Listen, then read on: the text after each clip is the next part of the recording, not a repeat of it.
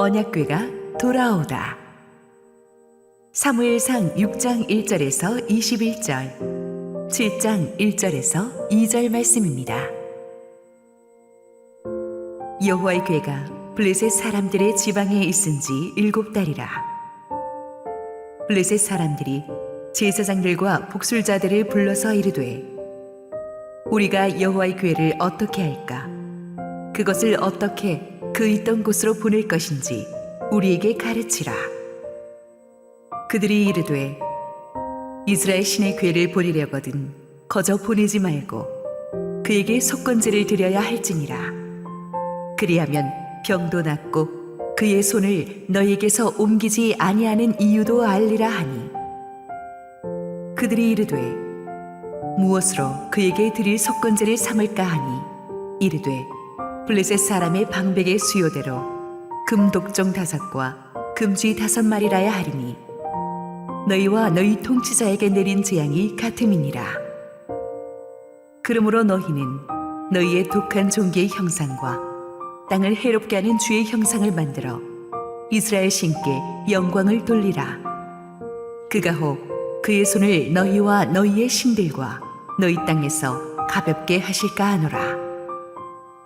애굽인과 바로가 그들의 마음을 완악하게 한 것 같이 어찌하여 너희가 너희의 마음을 완악하게 하겠느냐? 그가 그들 중에서 재앙을 내린 후에 그들이 백성을 가게 하므로 백성이 떠나지 아니하였느냐? 그러므로 새 수레를 하나 만들고 멍에를 메어보지 아니한 젖나는 소 2마리를 끌어다가 소의 수레를 메우고 그 송아지들은 떼어 집으로 돌려보내고 여호와의 궤를 가져다가 수레에 싣고 속건제로 드릴 금으로 만든 물건들은 상자에 담아 궤 곁에 두고 그것을 보내어 가게 하고, 보고 있다가 만일 궤가 그 본 지역 길로 올라가서 베스메스로 가면 이 큰 재앙은 그가 우리에게 내린 것이요 그렇지 아니하면 우리를 친 것이 그의 손이 아니요 우연히 당한 것인 줄 알리라 하니라. 그 사람들이 그같이 하여 젖나는 소 2를 끌어다가 수레를 메우고 송아지들은 집에 가두고 여호와의 궤와 및 금쥐와 그들의 독종의 형상을 담은 상자를 수레 위에 실으니, 암소가 베스메스 길로 바로 행하여 대로로 가며 갈 때에 울고 좌우로 치우치지 아니하였고, 블레셋 방백들은 베스메스 경계선까지 따라가니라. 베스메스 사람들이 골짜기에서 밀을 베다가 눈을 들어 궤를 보고 그 본 것을 기뻐하더니, 수레가 베스메스 사람 여호수아의 밭 큰 돌 있는 곳에 이르러 선지라. 무리가 수레의 나무를 패고 그 암소들을 번제물로 여호와께 드리고, 레위인은 여호와의 궤와 그 궤와 함께 있는 금봉을 담긴 상자를 내려다가 큰 돌 위에 두매, 그날에 베스메스 사람들이 여호와께 번제와 다른 제사를 드리니라. 블레셋 5 방백이 이것을 보고 그날에 에그론으로 돌아갔더라. 블레셋 사람이 여호와께 속건제물로 드린 금독종은 이러하니, 아스돗을 위하여 하나요, 가사를 위하여 하나요, 아스글론을 위하여 하나요, 가드를 위하여 하나요, 에그론을 위하여 하나이며, 드린 바 금쥐들은 견고한 성읍에서부터 시골의 마을에까지, 그리고 사람들이 여호와의 궤를 놓은 큰 돌에 이르기까지 5 방백들에게 속한 블레셋 사람들의 모든 성읍들의 수대로였더라. 그 돌은 베스메스 사람 여호수아의 밭에 오늘까지 있더라. 베스메스 사람들이 여호와의 궤를 들여다본 까닭에 그들을 치사 57,000명을 죽이신지라. 여호와께서 백성을 쳐서 크게 살육하셨으므로 백성이 슬피 울었더라. 베스메스 사람들이 이르되, 이 거룩하신 하나님 여호와 앞에 누가 능히 서리요? 그를 우리에게서 누구에게로 올라가시게 할까 하고 전령들을 기럇 여아림 주민에게 보내어 이르되, 블레셋 사람들이 여호와의 궤를 도로 가져왔으니 너희는 내려와서 그것을 너희에게로 옮겨가라. 기럇 여아림 사람들이 와서 여호와의 궤를 옮겨 산에 사는 아비나답의 집에 들여놓고 그의 아들 엘리야사를 거룩하게 구별하여 여호와의 궤를 지키게 하였더니 궤가 기럇 여아림에 들어간 날부터 20년 동안 오래 있은지라. 이스라엘 온 족속이 여호와를 사모하니라. 할렐루야. 우리 하나님께 감사와 영광의 박수 올려드리겠습니다. 우리 눈이 부시게 좋은 날, 우리 주일 아침 예배 자리에 나오신 모든 성도님들에게 하나님의 특별한 은혜가 넘치도록 임하기를 원합니다. 우리 함께 기도하시고 하나님 말씀 보시겠습니다. 사랑하는 아버지, 은혜를 감사합니다. 오늘도 주님의 임재 앞에 우리가 나왔으니 복받을 줄 믿습니다. 말씀 가운데 역사하시고 부족한 종은 온전히 주님 뒤에 감춰 주시옵소서. 예수님 이름으로 기도했습니다. 아멘. 지난주에 우리는 하나님의 언약궤가 이 블레셋 나라를 초토화시키는 아주 놀라운 스토리를 함께 살펴보았습니다. 하나님의 백성이 하나님의 영광을 지키지 못하니까 하나님이 스스로 자신의 영광을 지키셨습니다. 전쟁에서 패한 것은 이스라엘이지 이스라엘의 하나님이 아니시리라는 것을 하나님은 모든 블레셋 사람들 앞에서 정확하게 보여주셨습니다. 하나님을 모욕했던 강대국 블레셋은 감당할 수가 없는 하나님의 심판을 받고 무너져 내렸습니다. 언약궤가 그 블레셋의 포로가 된 거라고 다들 생각했지만 실은 이것은 트로이의 목마 같은 하나님의 한 수 높은 포석이었습니다. 하나님께서 의도적으로 오만한 블레셋 땅 심장부로 들어가셔서 그들의 신전과 도시를 무너뜨리시면서 누가 과연 만군의 여호와인지를 모두에게 보여주셨습니다. 지금도 하나님은 하나님을 대적하고 무시하는 세상 한가운데에서 역사를 주관하고 계신 분인 줄 믿습니다. 1절 읽습니다. 여호와의 궤가 블레셋 사람들의 지방에 있은 지 7달이라. 하나님의 언약궤로 인해서 블레셋의 도시들이 차례로 무너져 내리면서 재앙이 임하니까 블레셋 사람들은 공포에 사로잡혀서 수단 방법을 다 동원해 보았겠죠. 그렇지만 상황은 결코 호전되지 않았고 마침내 7개월 만에 그들은 이 언약궤를 이스라엘 땅으로 돌려보내기로 결정합니다. 이 결정이 내려지기까지 7개월이나 걸렸다는 사실에서 우리는 블레셋 사람들의 자존심이 얼마나 셌는지 또 그들의 마음이 얼마나 강팍했는지를 짐작할 수 있을 것 같습니다.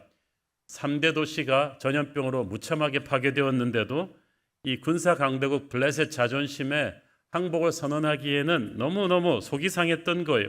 그래서 아마 이 7개월 동안에 자기들의 종교 제사장들을 다 동원해서 이스라엘 하나님을 압박하는 제사도 드려보고 별거 다 했겠죠. 결국은 자신들의 힘으로는 하나님을 당해낼 수 없다는 사실을 인정할 수밖에 없었고 남은 옵션은 단 하나, 이스라엘 진영으로 언약궤를 돌려보내는 것뿐이었습니다. 전쟁에서 빼앗아온 적의 신상을 가장 중요한 전리품을 돌려보내겠다는 것은 열방 앞에서 블레셋이 그 땅의 신에게 항복했다는 것을 선언하는 것입니다.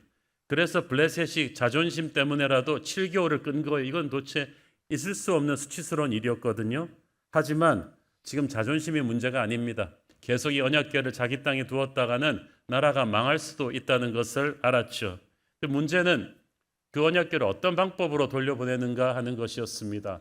이미 이 언약궤로 인해서 너무나 처참한 재앙을 겪었기 때문에 하나님에 대한 두려움이 가득했습니다. 이거 막 돌려보냈다가는 새로운 재앙이 그들을 덮칠 것 같았습니다. 그래서 2절에 보니까 자신들의 제사장들이나 복술자, 그러니까 점치는 사람들에게 이 문제를 놓고 자문을 구했다고 했습니다. 이 점치는 사람들, 복술자와 제사장들을 우리 시대 이렇게 무속인으로 쉽게 생각하시면 안 됩니다.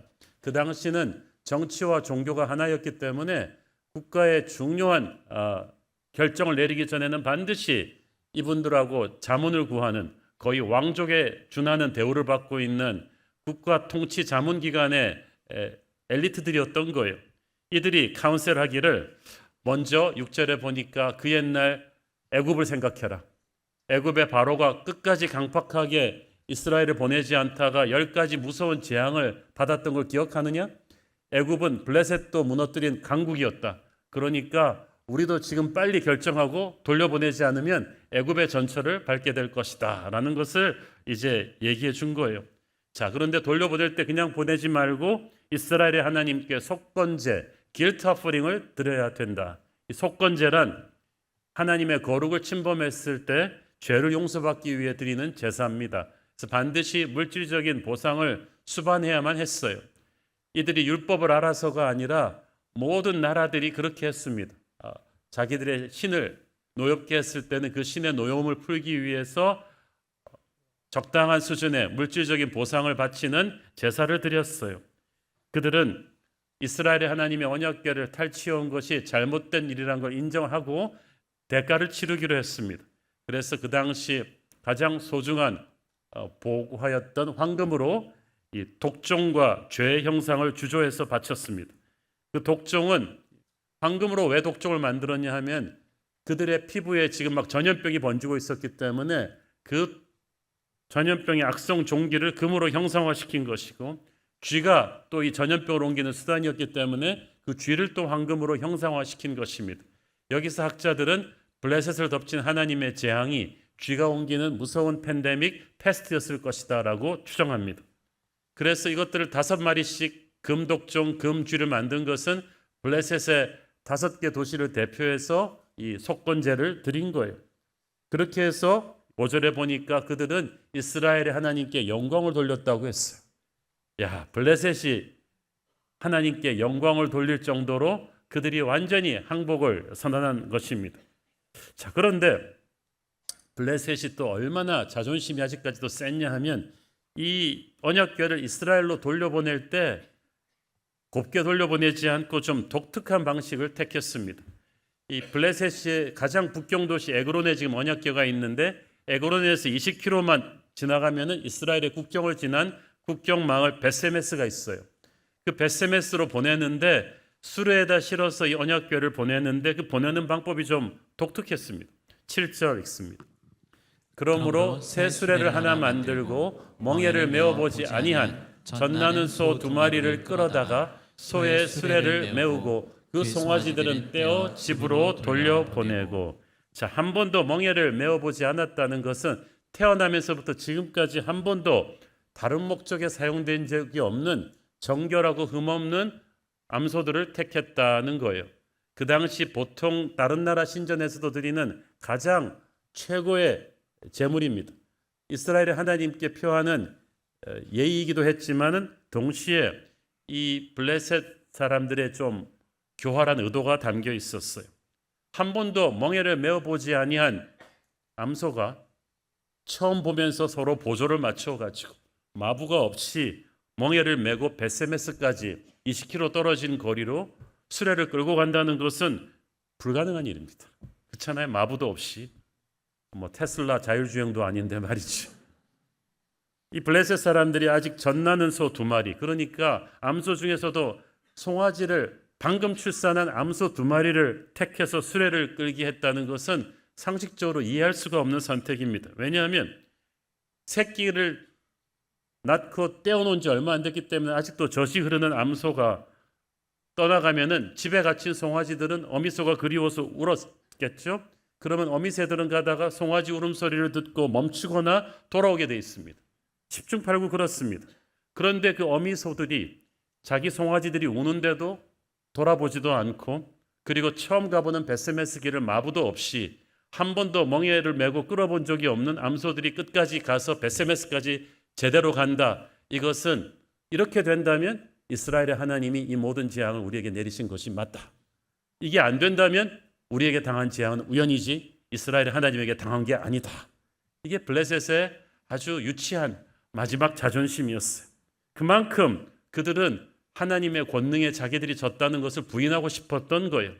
그래서 그렇게 출발시켜 놓고 블레셋의 방백들이 멀찌감치 이렇게 망원경을 보면서 이제 따라가는데, 혹시나 했더니 역시나 한 번도 멍에를 메어보지 아니한 암소들이 자기 송아지들이 우는데도 한 번도 뒤도 돌아보지 않고 곧장 좌로나 우로나 치우치지 않고 베세메스로 정확하게 갑니다.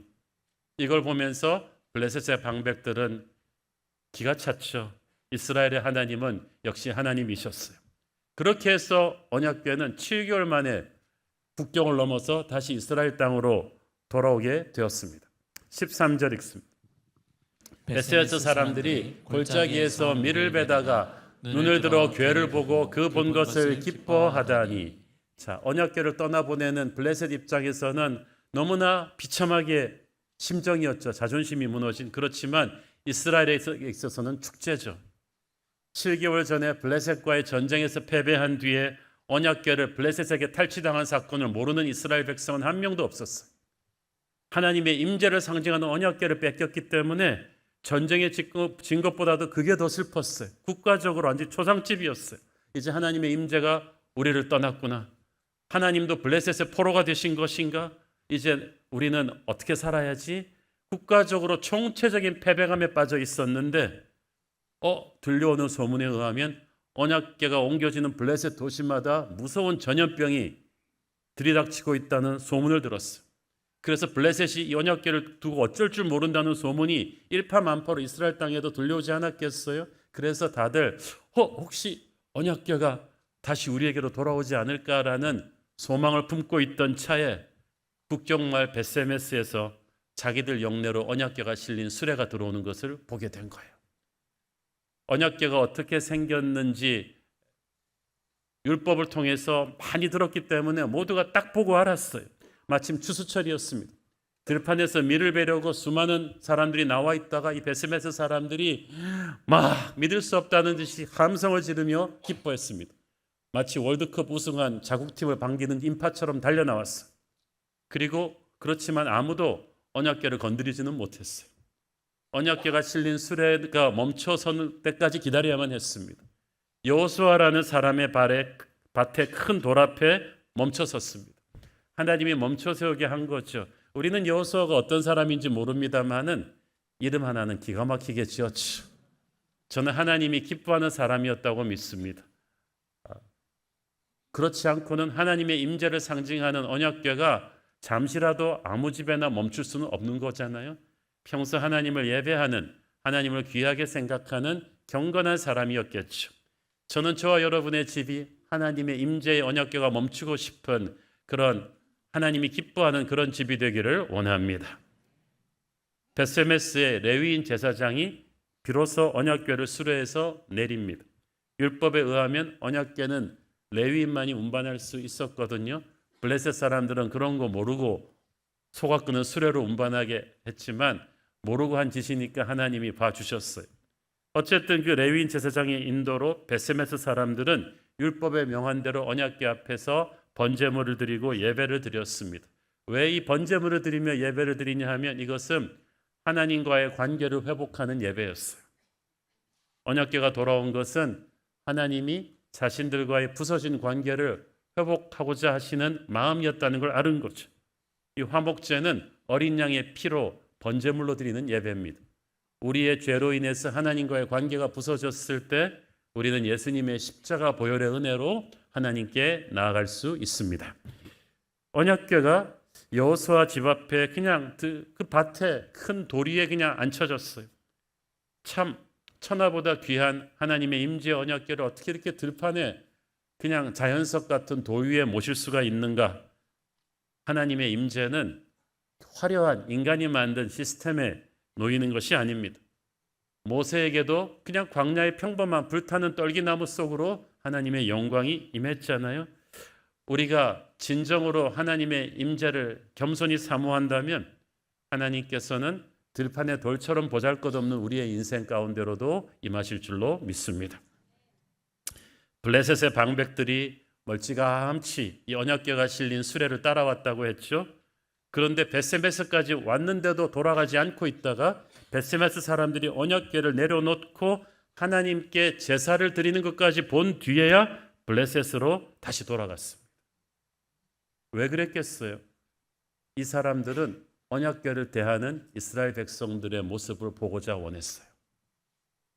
언약궤를 자신들의 신전의 전리품으로 전시해 놓고 모독하려 했던 자신들의 행동과는 차원이 다른 모습을 보면서 언약궤 앞에서 귀하게 예배드리는 이스라엘의 모습을 보면서 그들은 자신들의 죄를 깨달았어요. 창칼로 결코 이길 수 없는 강한 존재가 이스라엘의 하나님이란 것을 깨달은 거예요. 여기서 포인트는 하나님을 모르는 세상 사람들, 하나님을 대적하는, 모욕하려 하는 세상 사람들은 하나님의 백성이 어떻게 하나님을 대하는지를 보고 있습니다. 우리는 함부로 하나님의 이름을 모독하고 하나님을 함부로 대하는 세상 사람들과는 다르죠. 하나님의 사람들의 예배하는 모습 그 자체가 메시지예요. 여러분, 길에 나가서 복음 전도하기 전에 여러분이 하나님을 예배하는 모습이 메시지인 것을 믿습니까? 수많은 교회 처음 나오는 분들이 오늘도 이 자리에 앉아 있는데 이분들이 오랫동안 교회를 다닌 성도들의 여러분의 예배하는 모습을 보면서 경외심을 느낄 수 있습니까? 제가 아는 어떤 분은 처음에 자기가 교회 전도받아 갔다가 교회 발을 끊게 된 이유 중에 하나가 자기는 교회 처음 나왔으니까 그렇다 치고 이미 교회 오래 다닌 사람들이 예배하면서 졸고 핸드폰 보고 딴짓하고 너무나 성의 없이 예배 드리는 걸 보면서 살아계신 하나님을 대하는 이 성도들의 모습에 너무 자기는 충격을 받았다는 거죠. 우리가 결코 그래서는 안 되겠죠. 베세메스에 적어도 사람들은 예배하는 모습에서 블레셋 방백들에게 잠잠한 충격을 준 건 분명합니다.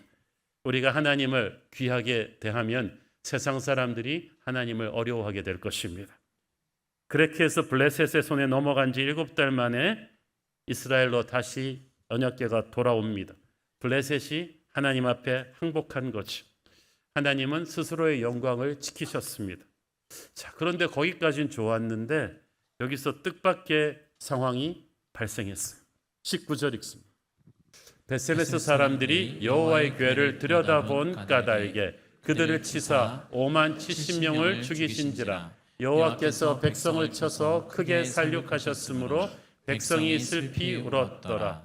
자, 먼저 저 가로치고 5만 저거는 개역 개정에서 히브리어 알파벳이 잘못된 걸 그냥 그대로 쓴 건데 그 당시 가장 큰 도시 인구가 3만이 안 되던 때예요.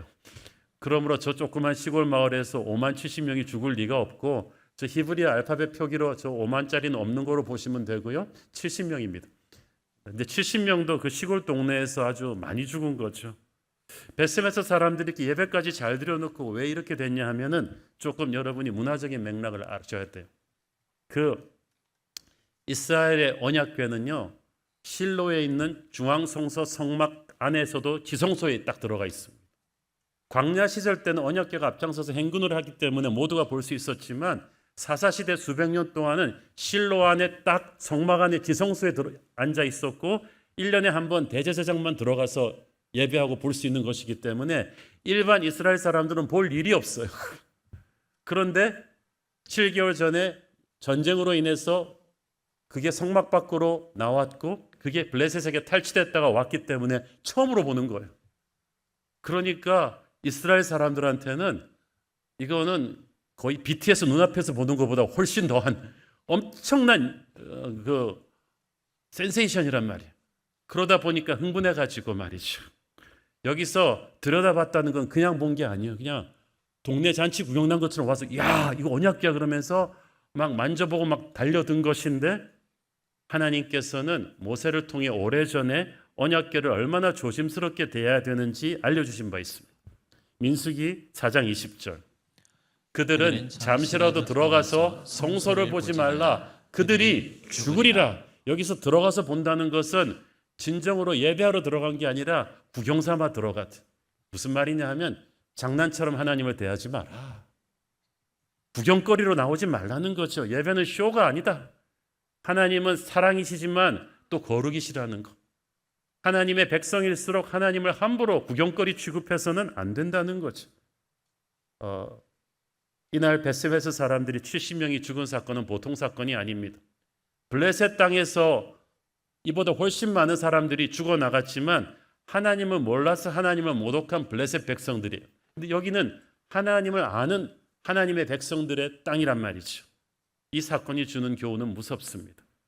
하나님은 블레셋만 심판하시는 것이 아니라 하나님의 백성도 거룩함을 잃으면 심판하십니다.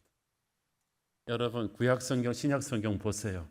하나님을 모르는 세상 사람들 야단친 게 맞나 하나님을 믿으면서도 하나님을 함부로 대한 이스라엘 백성을 야단친 게 맞나? 훨씬 이스라엘 백성이 야단친 게 더 많아요. 우리는 하나님의 거룩함에 대해서 안단 말이에요. 그러면 하나님을 함부로 대해서는 안 돼요.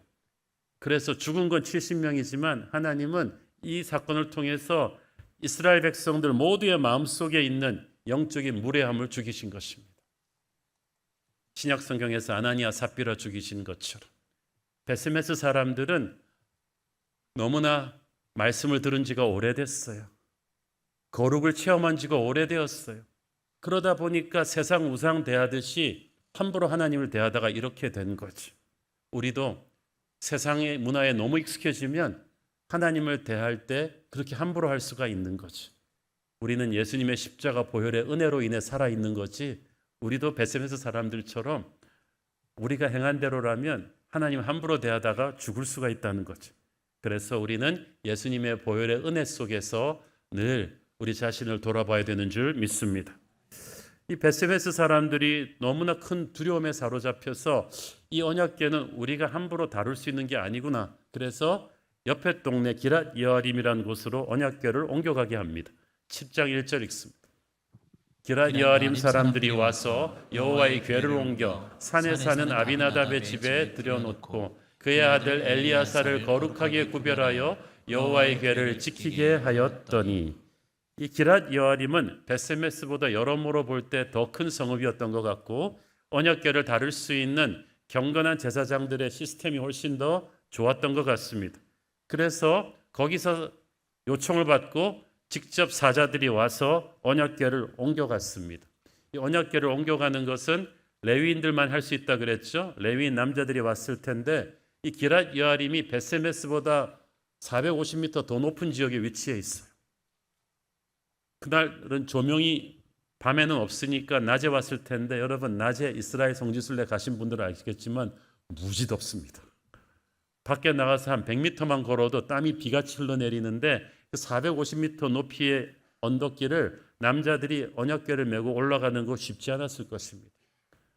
굉장히 힘든 수고를 감당했습니다. 하나님의 임재의 축복을 누리려면 대가를 치러야 돼요.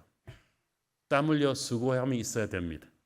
예수님도 땀이 피같이 흐르도록 겟세마네에서 기도하셨고 그때 하늘아버지의 임재로 충만해지셔서 십자가의 승리를 가지셨잖아요. 그런데 왜 우리는 기도의 땀을 흘리지도 않고 섬김의 땀을 흘리지도 않고 그냥 하나님의 임재를 누릴 수 있다고 생각합니까? 많은 사람들이 교회의 부흥을 기대하는데 그 교회의 부흥을 위해서 눈물로 기도의 땀을 흘리고 헌신의 땀을 흘리는 사람들은 적단 말이죠. 그냥 부흥하는 교회에 무임승차하려는 그런 생각들을 합니까? 하나님의 임재가, 언약궤가 이 기랏 여아림으로 들어오기 위해서 어떤 사람들의 피와 땀이 흘려져야 했듯이, 만약 하나님의 임재가 여러분의 가정 안으로, 우리 교회 안으로 오늘 들어오고 있다면 누군가가 그걸 운반해 오고 있는 거지. 누군가가 우리가 자고 있는 동안에 기도한 것이고 누군가가 우리가 놀고 있는 동안에 섬김의 땀을 흘려 주었기 때문에 하나님의 임재 언약궤가 그 교회에 들어와서 부흥의 불길이 타오르고 있는 것입니다. 저는 그렇기 때문에 그 누군가가 우리 모두이기를 바랍니다. 한 사람도 기도의 땀, 섬김의 땀을 흘리지 않고 그냥 부흥의 열매만 따먹으려는 그런 무임승차한 사람이 없기를 바랍니다. 부흥으로 이른 하나님의 길은 하나님의 사람들의 기도의 눈물로, 헌신의 땀으로 반복이 되어 있는 길인 줄 믿습니다. 그 기랏 여아림에서 언약궤를 관리하는 일을 레위인 제사장 부자인 아비나답과 엘리야살이 맡았습니다. 저는 이분들이 참 경건한 사람들이었다고 믿습니다. 왜냐하면 이미 배웠잖아요. 7개월 전에 언약궤를 지키던 엘리의 아들들도 레위인 제사장들이었는데 이들이 타락하니까 어떻게 됐어요? 죽임을 당하고 언약궤는 적에게 뺏겼잖아요. 그래서 이번에 이 언약궤를 지키는 사람들은 정말 성별되었을 거예요. 레위인이라고 다 레위인이 아닙니다. 제사장이라고 다 제사장이 아니에요. 목사라고 다 목사가 아니에요. 하나님 보시기에 경건한 사람, 하나님의 마음에 합한 사람만이 하나님의 임재 언약궤를 관리할 수 있는 줄 믿습니다. 그리고 세월이 흘렀어요. 2절 읽습니다. 궤가 기랏 여아림에 들어간 날부터 20년 동안 오래 있은지라 이스라엘 온 족속이 여호와를 사모하니라. 자, 여기서 다시 한번 지난주에 살펴보았던 언약궤 이동 동선 지도를 한번 살펴보겠습니다. 7개월 전에 이 에베네셀 근처에서 있었던 전투에서 대패하고 블레셋에게 언약궤를 뺏겼죠. 이 언약궤가 사실은 성막 밖으로 나오면 안 되는 건데 엘리와 엘리의 아들들 제사장들이 이스라엘 장로들의 어리석은 생각에 편승한 거예요. 언약궤만 갖고 나가면 우린 이길 것이다. 그래서 가지고 나왔다가 뺏겨서 이 언약궤가 블레셋의 전리품으로 탈취되어서 블레셋의 신전이 있는 아스돗까지 왔다가 아스돗에서 배웠죠. 다곤 신전을 언약궤가 무너뜨리면서 전염병이 돌고 혼비백산한 그들은 그 다음 군사도시 가드로 옮겼는데 가드에서도 똑같은 전염병이 일어나니까 또 놀래서 에그론으로 옮겼는데 에그론에서도 똑같은 일이 일어나니까 여기서 7개월 있다가 베세메스로 오게 되는 거죠. 근데 베세메스에서도 70명의 사람들이 언약궤 들여다보다 죽었죠. 다시 기랏 여아림이라는 도시로 가는데 여기서 오늘 본문에는 20년이 있었다 그랬죠. 근데 그것은 다음 주에 다룰 그 사무엘의 미츠바 대성회 때까지 20년이고 그때부터도 50년 더 있습니다. 70년을 여기 있게 돼요. 희한해요. 그리고 70년 뒤에 다윗 왕에 의해서 예루살렘으로 돌아옵니다. 중요한 것은 이 기랏 여아림에 머물러 있던 이 언약궤는 실로 중앙성소로 다시 돌아가지 않는다는 거였죠. 그런데 이 20년 동안 언약궤가 기랏 여아림에 머물러 있는 동안에 어떤 일이 일어났느냐? 그 2절 말씀 끝에 뭐라고 돼 있어요? 이스라엘 온 족속이 여호와를 사모하니라. They turned back to the Lord. 모두의 마음이 하나님께로 돌아오기 시작했다. 그들이 울부짖으며 회개하기 시작했다는 거예요. 이스라엘 영내에 하나님의 언약궤가 왔다. 그러나 베세메스 사람들이 함부로 그걸 건드리다가 많이 죽었다. 그래서 기랏 여아림에서 언약궤가 있는데 아직까지 하나님의 아무 말씀이 없으시다. 이것은 무슨 뜻이겠는가? 이제 하나님의 임재가 우리 안에 왔는데 우리가 회개해야 된다. 그러면서 20년 동안 이스라엘의 심령이 부흥의 불길이 서서히 일어나기 시작했던 거죠. 뭐든지 한번 잃어버리고 나면 당연시 여기던 것을 다시 소중히 여기게 되지 않나요? 건강도 한번 잃어버렸다가 찾고 나면 이제는 건강을 소중히 여기듯이 하나님의 임재를 잃어버렸다가 다시 찾으니까 그들은 이게 얼마나 소중한지 알기 시작했어요. 이 깨달음이 중요합니다. 여기서 보면 이스라엘의 온 족속이 이제는 12지파가 전부 똑같은 마음으로 하나님의 임재를 사모하기 시작했습니다. 이들은 이제 더 이상 지파별로 나누진 지역 이기주의로 서로 대립하고 싸우지 않고 모두가 하나님께로 돌아오는데 한 마음이 되었어요. 이것은 장차 다가올 통일 왕국을 준비하는 초석이 되는 거야. 우리가 하나님께로 한 마음이 될 때 서로가 서로 분열하지 않고 하나가 될 것입니다. 하나님께서 바로 이스라엘의 이런 회개를 기다리셨기 때문에 기랏 여아림에서 20년을 또 기다리십니다. 철저한 회개가 없이 하나님의 언약궤를 다시 돌려받으면 또 이런 일이 반복될 수 있기 때문에 이번에는 정말 이스라엘이 철저하게 부서지고 깨어지고 낮아져서 영적인 레슨을 배워야만 했어요. 저는 블레셋에게 빼앗겼던 언약궤를 하나님이 다시 이스라엘 땅으로 돌아오게 하셨다는 사실이 참으로 놀랍습니다. 이것은 하나님이 간절히 원하시지 않았다면 불가능한 일이었어요. 사실 이스라엘이 블레셋처럼 잘 사는 나라도 아니잖아요. 시설로 따지면 그 험한 들판의 바위에 있는 것보다 블레셋의 웅장한 신전에 있는 것이 더 좋으시죠. 그렇지만 그리고 이스라엘 백성들이 좀 정남이가 떨어지게 했잖아요.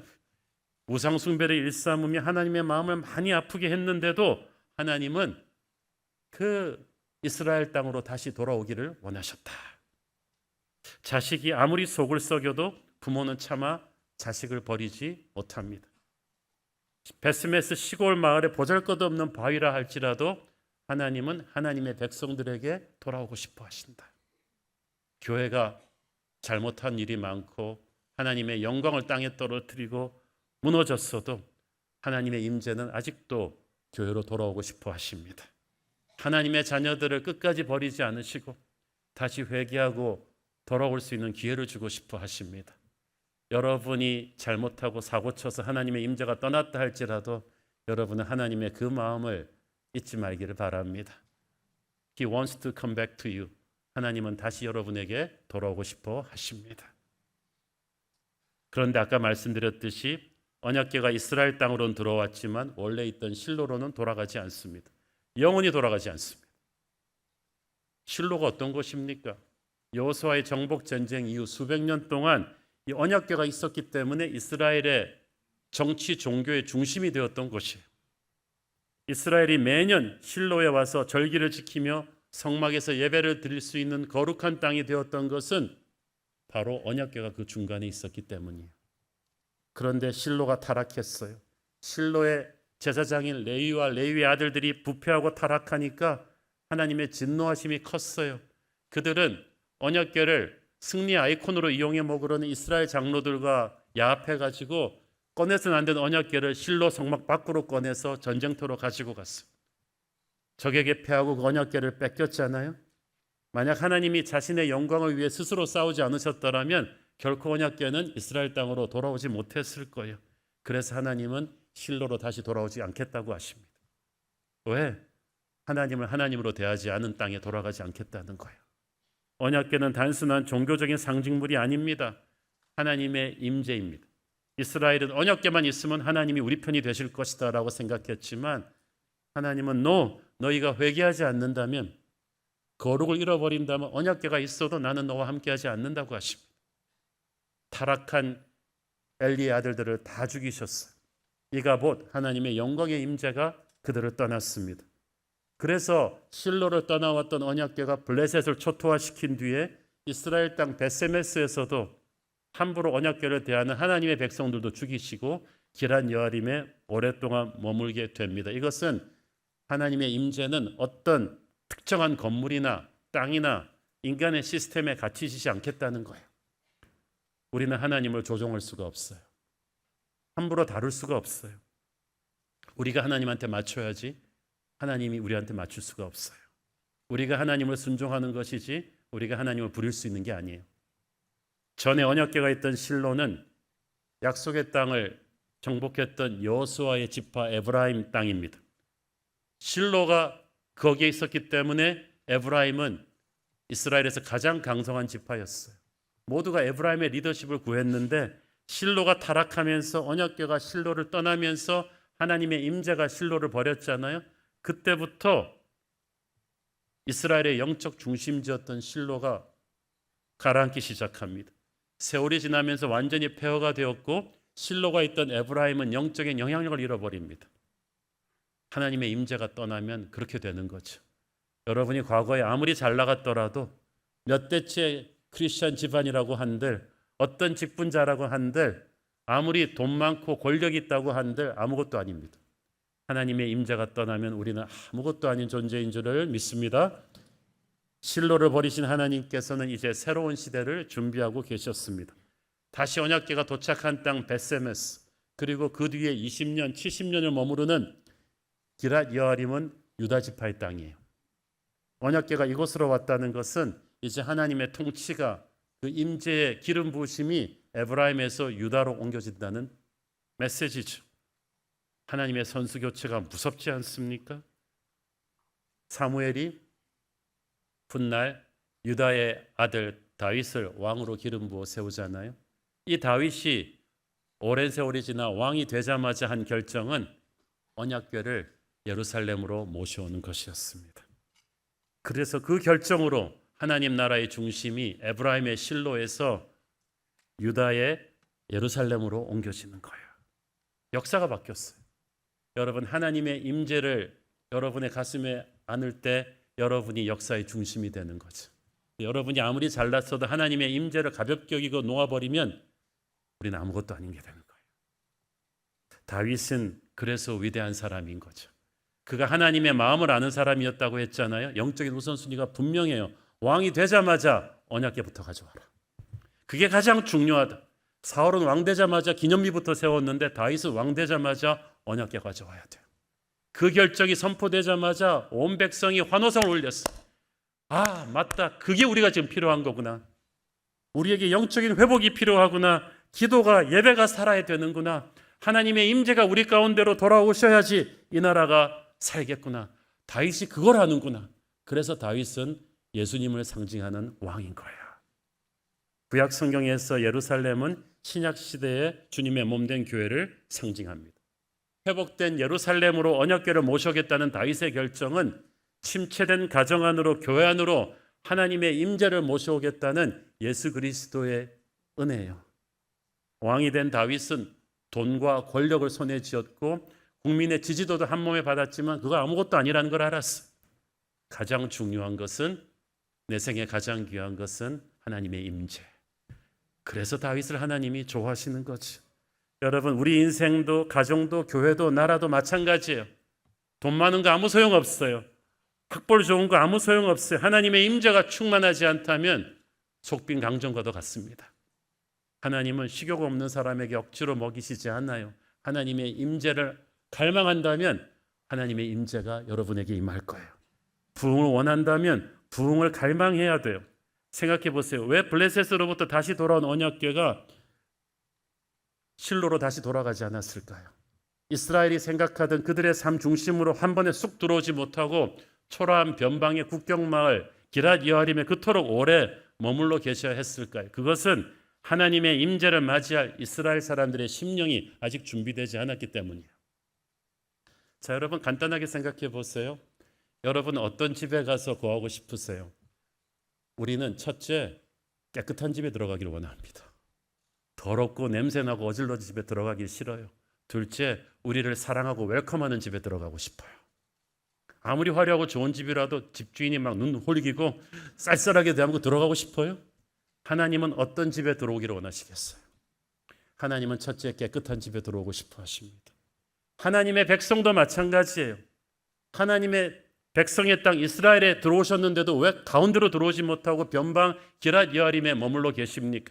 하나님의 백성들의 가슴 속에 아직 회개하지 않은 죄가 많기 때문이에요. 오늘날도 보면 하나님을 믿긴 믿는데 하나님의 임재가 우리 가운데로 들어오지 않은 사람들이 많아요. 그래서 예배에 불이 없어요. 열정이 없어요. 영적인 무기력함이 있어요. 그것은 하나님의 탓이 아닙니다.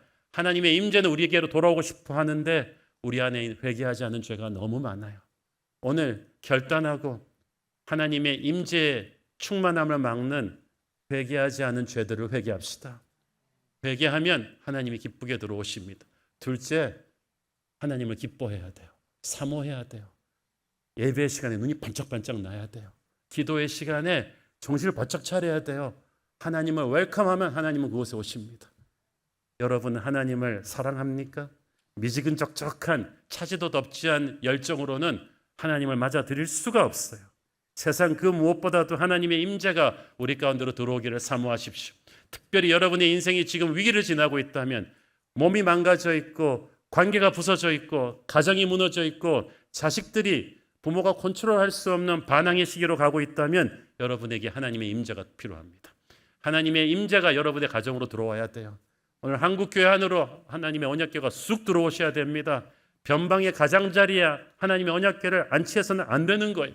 하나님의 임재가 우리 가운데로 들어오는 순간 기적입니다. 그때부터 불가능한 치유와 회복과 기름 부으심의 기적이 일어나기 시작할 줄로 믿습니다. 우리는 가든5의 화려한 시설보다 그 공간으로 하나님의 임재가 가득하기를 원합니다. 오소서 성령님 하늘문을 여시고 우리에게로 오시옵소서. 하나님의 임재를 간절히 원합니다. 나의 몸은, 나의 가정은, 우리 교회는, 이 나라는 하나님의 임재가 없으면 소망이 없습니다. 예수 믿는다고 하면서 예수님을 삶의 가장자리에 앉혀두는 저의 죄를 용서하시고 우리의 죄를 회개하며 나갈 때 하나님의 임재가 우리 한가운데로 들어오게 하여 주시옵소서. 언약궤를 예루살렘으로 모시고 갔던 다윗의 열정으로 오늘 그렇게 기도합시다. 기도하겠습니다. 주님 은혜를 감사합니다. 하나님의 백성들이 못나서 언약궤를 적에게 빼앗겼지만 다시 한번 하나님께서 우리에게 돌아오기를 원하시니 하나님의 임재를 사모하게 하여 주시고 하나님 앞에 목말라 하게 하여 주시고 하나님의 임재를 가로막는 우리의 죄를 회개하며 나갈 때 하늘문 여시고 우리 교회 가든5 시대 새로운 부흥의 불길을 일으켜 주시옵소서. 예수님 이름으로 기도했습니다. 아멘.